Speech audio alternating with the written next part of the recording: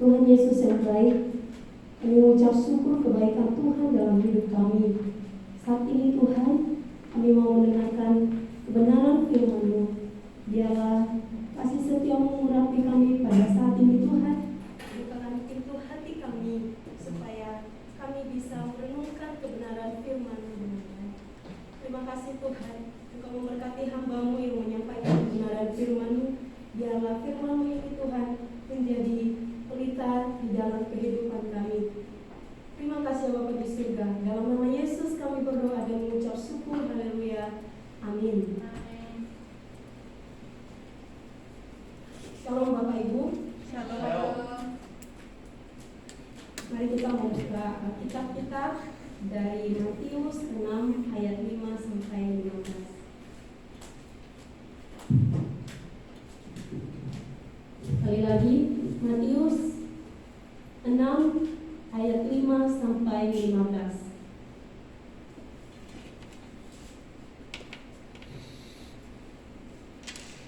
Mari kita membacakannya secara responsoria. Saya ayat yang ganjil dan saudara-saudari semua ayat yang ke-6. Judul perikop hal berdoa. Dan apabila kamu berdoa, janganlah berdoa seperti orang munafik. Mereka suka mengucapkan doanya dengan berdiri dalam rumah-rumah ibadat dan pada tikungan-tikungan jalan raya, supaya mereka dilihat orang. Aku berkata kepadamu, sesungguhnya mereka sudah mendapat upahnya. Tetapi jika engkau berdoa, masuklah ke dalam kamarmu, tutuplah pintu dan berdoalah kepada Bapamu yang ada di tempat tersembunyi. Maka Bapamu yang melihat yang tersembunyi akan membalasnya kepadamu. Lagi pula dalam doamu itu, janganlah kamu bertele-tele seperti kebiasaan orang yang tidak mengenal Allah. Mereka menyangka bahwa karena banyaknya kata-kata doanya akan dikabulkan. Jadi janganlah kamu seperti mereka, karena Bapamu mengetahui apa yang kamu lakukan sebelum kamu minta kepadanya. Karena itu berdoalah demikian, Bapa kami yang di surga, dikuduskanlah namamu. Datanglah kerajaanmu, jadilah kehendakmu di bumi seperti di surga. Berikanlah kami pada hari ini makanan kami yang secukupnya. Dan ampunilah kami akan kesalahan kami, seperti kami juga mengampuni orang yang bersalah kepada kami. Dan janganlah membawa kami ke dalam pencobaan, tetapi lepaskanlah kami daripada yang jahat, karena Engkaulah yang mempunyai kerajaan dan kuasa dan kemuliaan sampai selama-lamanya. Karena kalau kamu mengampuni kesalahan orang, Bapamu yang di surga akan mengampuni kamu juga. Sama-sama. Tetapi kalau kamu tidak mengampuni orang, Bapamu juga tidak akan mengampuni kesalahanmu. Amin. Berbahagialah kita yang merenungkan dan membacakan kebenaran firman Tuhan. Tema yang saya berikan kepada kita semua pada saat ini adalah temukan doa yang benar. Sekali lagi, temukan doa yang benar. Kita semua di tempat ini rata-rata orang Kristen, berlatar belakang Kristen. Sekarang saya mau mengajak saudara-saudari semua untuk melihat ke belakang atau masa lalu kita. Masa lalu kita masing-masing. Pasti banyak hal yang kita sudah alami, yang sudah terjadi. Pengalaman secara pribadi saudara, di mana saya berada di dalam titik di mana hilang pengharapan. Karena bulan yang lalu di Februari ayah saya meninggal. Dan pada saat itu saya mengalami kehilangan sosok seorang ayah. Kemudian atas berkat doa-doa dari teman-teman, saya dikuatkan. Dan saya berpikir, apa tujuan saya berada di tempat ini?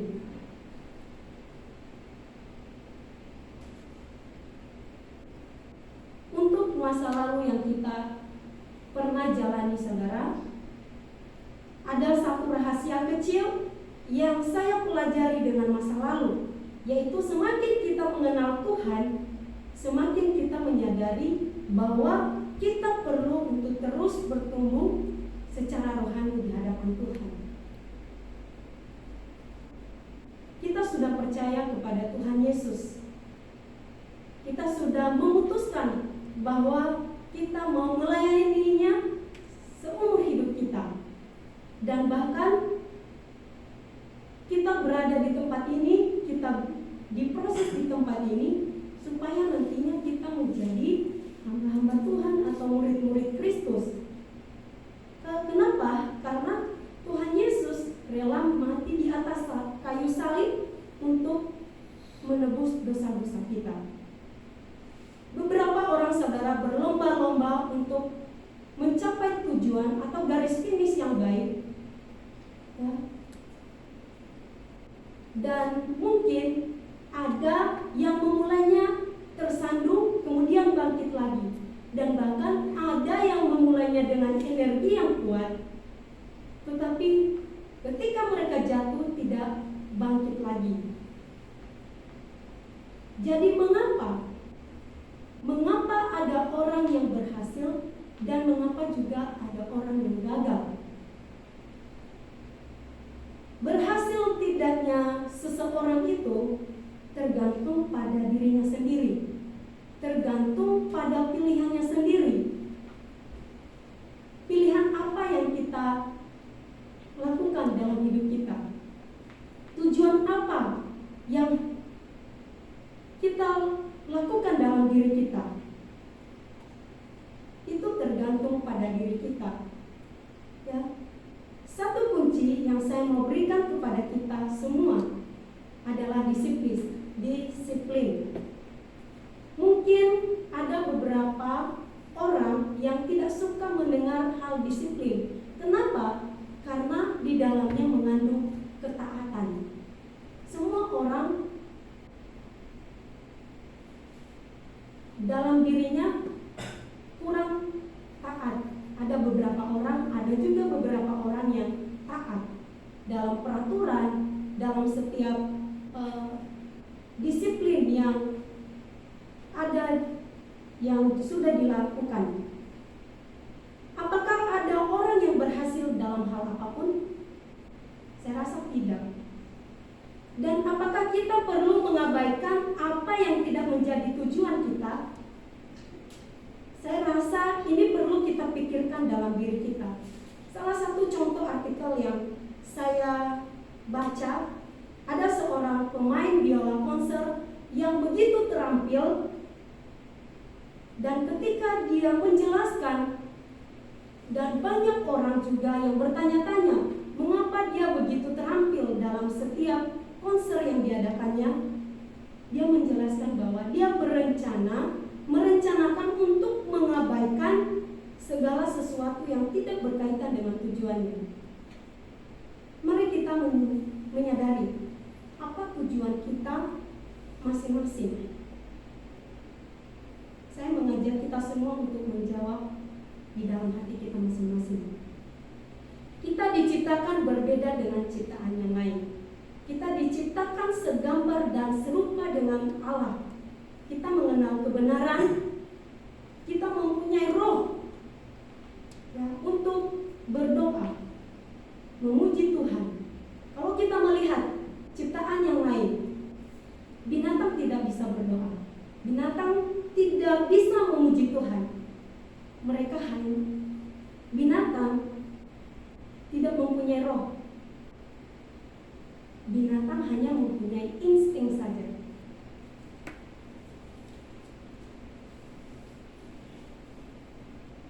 Nah, jika kita bertumbuh secara rohani di dalam Tuhan, ada beberapa prinsip yang harus kita terus lakukan dalam diri kita. Salah satunya adalah berdoa.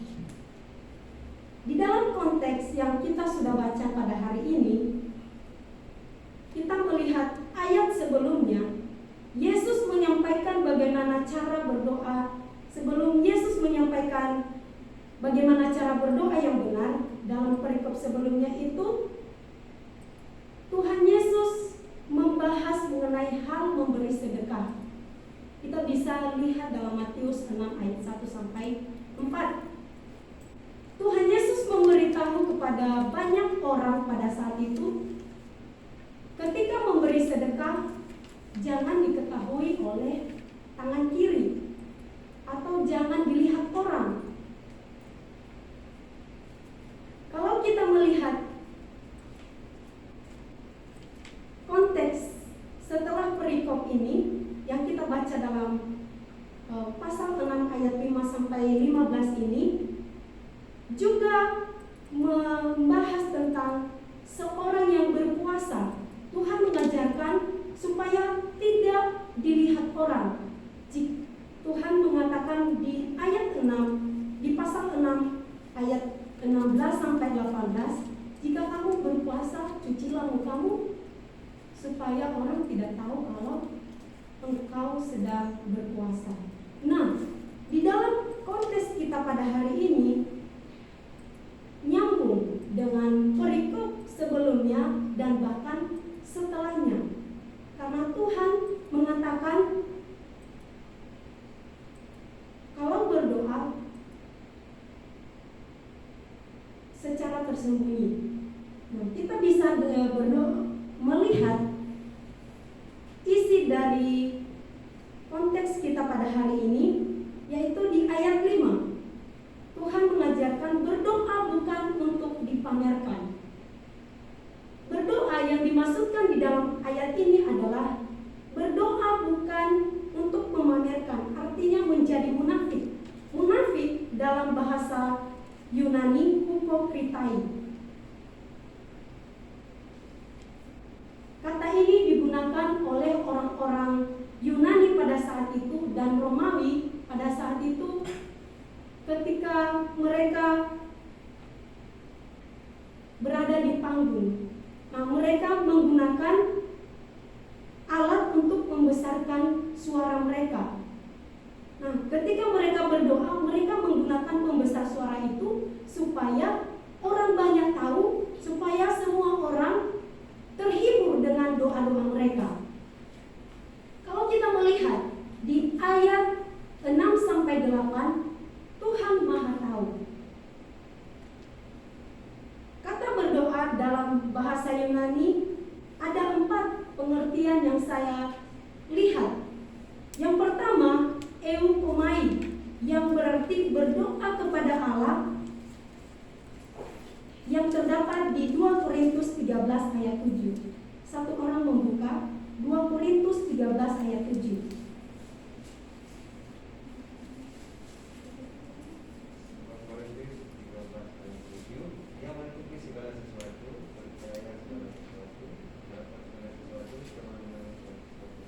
Kami berdoa kepada Allah agar kami jangan berbuat jahat, bukan supaya kami menyerah ternyata memuji, melainkan supaya kami ini boleh berbuat apa yang baik, sekalipun kami sendiri tempatnya tidak memuji. Terima kasih. Dan satu orang yang buka dalam Yakobus 5 ayat 16. Yakobus 5 ayat 16. Karena itu hendaklah kamu saling mengaku dosamu dan saling mendoakan supaya kamu sembuh. Dua orang yang benar bila dengan yakin didoakan sangat besar kuasanya. Terima kasih.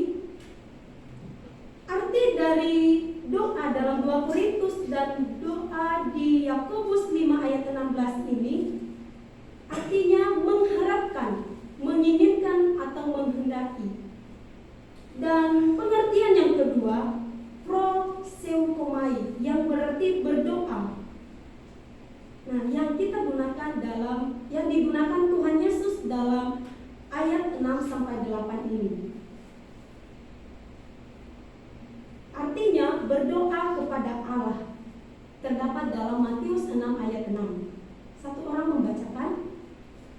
Tetapi jika engkau berdoa, masuklah ke dalam kamarmu, tutuplah pintu dan berdoalah kepada Bapamu yang ada di tempat tersembunyi. Maka Bapamu yang melihat yang tersembunyi akan membalasnya kepadamu. Terima kasih. Dalam pembahasan kita hari ini, Tuhan menjelaskan bahwa berdoa artinya berdoa dalam bahasa Yunani yang digunakannya di dalam ini yaitu berdoa kepada Allah. Arti yang ketiga yaitu erotai, yang berarti meminta. Kita bisa lihat dalam Lukas 14 ayat 18 sampai 19.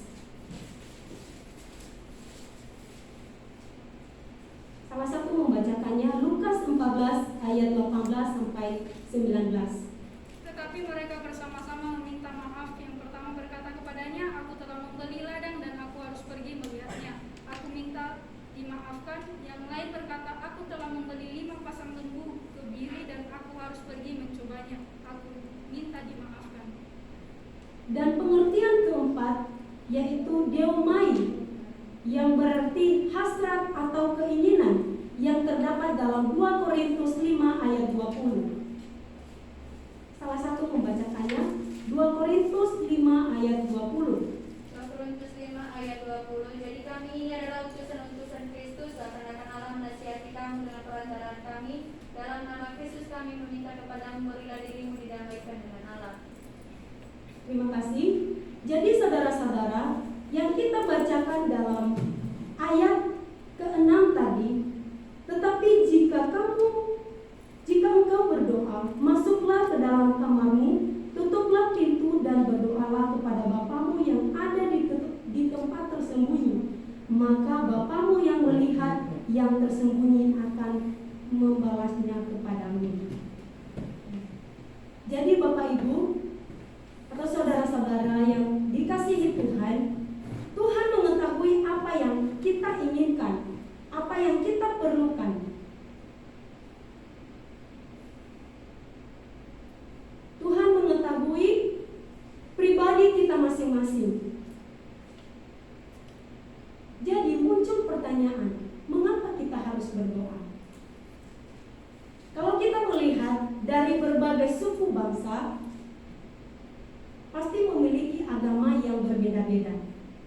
Tapi kita tidak pernah lihat bahwa setiap agama itu tidak berdoa. Semua agama yang ada di Indonesia, bahkan di seluruh dunia, agama selalu berdoa kepada Tuhannya.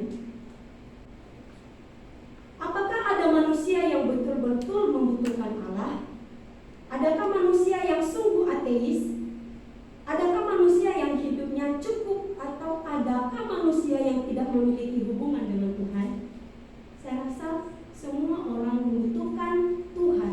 Ketika dia merasakan kesulitan dalam hidupnya, pasti dia mencari siapa yang bisa menolongnya. Jika dia sendiri, pasti dia mencari, yaitu mencari Allah.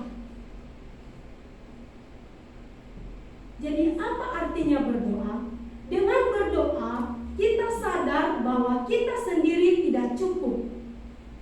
Kita sadar bahwa kita memiliki keterbatasan. Sehingga dengan keterbatasan itu, manusia berusaha berhubungan dengan yang tidak terbatas.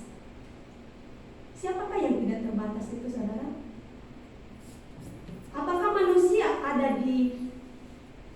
manusia ada yang tidak terbatas? Saya katakan tidak. Semua manusia terbatas. Semua dibatasi oleh waktu. Ada waktu lahir. Waktu lahir dia bisa bernafas dan kemudian meninggal. Ketika meninggal dia tidak bernafas lagi.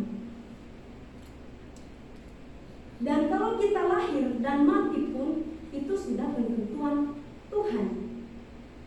Jadi siapakah yang tidak terbatas itu? Yang tidak terbatas itu adalah Allah. Dia tidak terbatas, dia tidak kelihatan, tetapi dia ada. Itu yang kita percayai pada saat ini. Walaupun kita tidak pernah melihat Yesus.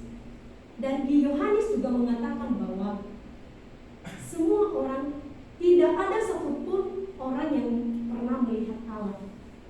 Jadi saudara,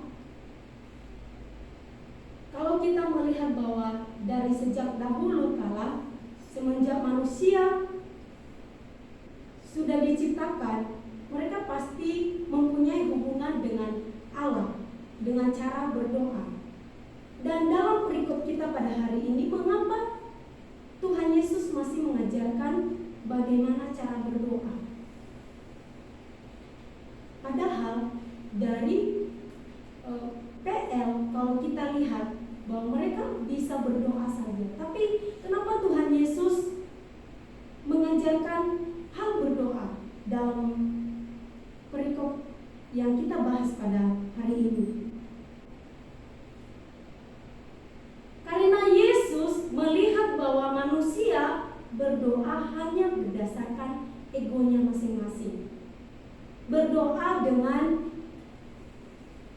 meminta, hanya tahu meminta. Meminta kebutuhan ekonomi yang cukup dan bahkan apa yang diperlukannya.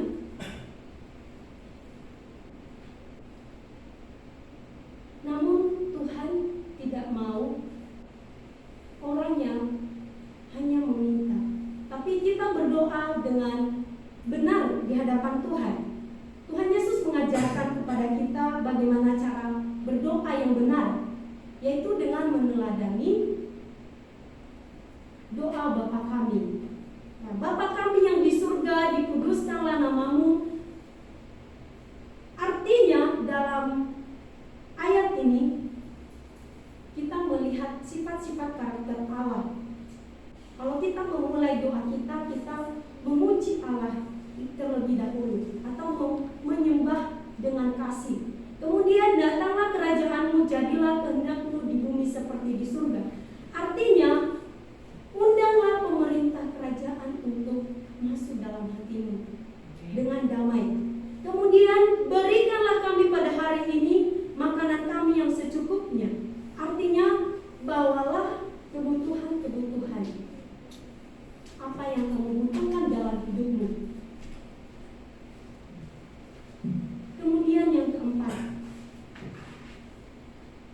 dan ampunilah kami akan kesalahan kami, seperti kami juga mengampuni orang yang bersalah kepada kami. Artinya, akuilah dosa-dosa di hadapan Tuhan dengan bertobat. Kemudian yang kelima, dan janganlah membawa kami ke dalam pencobaan, tetapi lepaskanlah kami daripada yang jahat.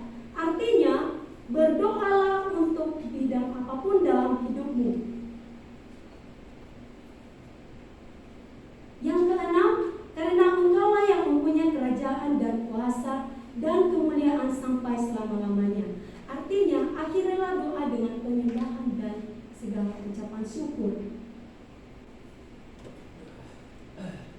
Di ayat 14-15 mengatakan berdoa dan bertindak adalah hal yang penting bagi umat Kristen.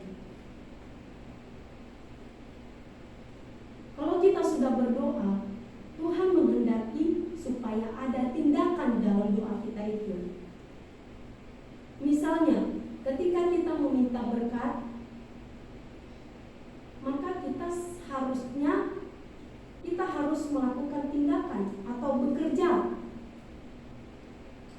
Dengan kata lain, mengerjakan apa yang didoakan. Ada beberapa poin bagaimana cara kita berdoa setiap hari secara pribadi dengan Tuhan. Poin yang pertama, yaitu penyembahan atau adoration. Mulai dengan doa pujian dan penyembahan, meninggikan kebesaran Allah. Yang kedua, confession atau pengakuan. Selidikilah hati Anda dan akuilah setiap dosa yang Anda kenali dalam diri Anda.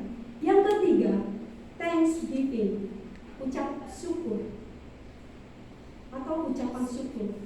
Ucapkanlah syukur atas berkat-berkat yang Tuhan berikan di dalam hidup kita.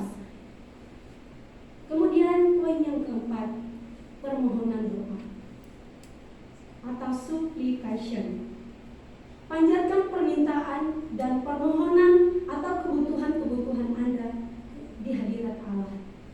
Jadi saudara, mari kita melihat bagaimana cara kita berdoa yang benar di hadapan Tuhan. Mulailah dengan penyembahan, kemudian pengakuan dosa, kemudian ucapan syukur, dan Dan yang terakhir, permohonan doa.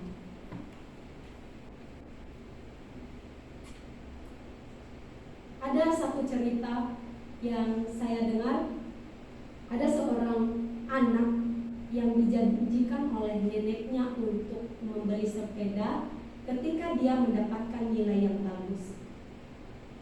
Sehingga dia belajar, sehingga dia mendapatkan nilai yang bagus.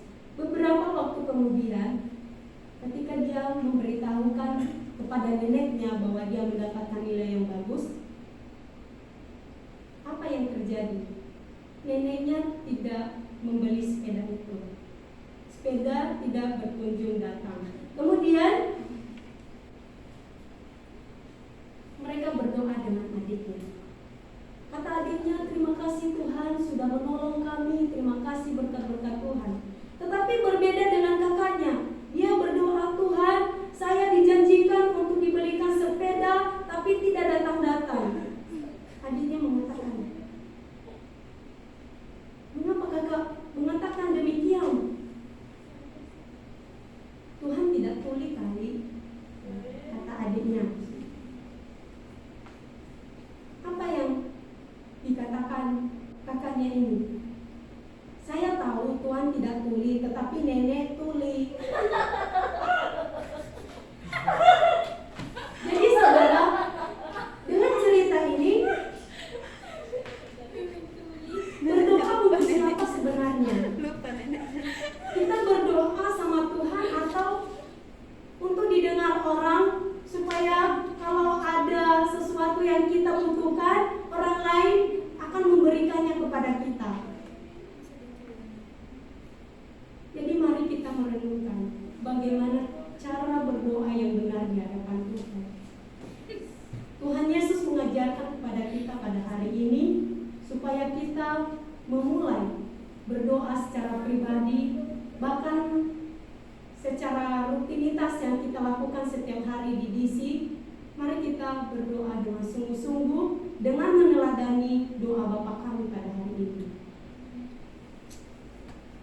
Mari kita mengubah cara doa kita dengan memakai kerangka doa Bapa kami yang kita pelajari pada hari ini. Mari kita bersama. Tuhan Yesus yang baik, kami mengucap syukur kepada Tuhan. Kami bisa mendengarkan kebenaran firman-Mu.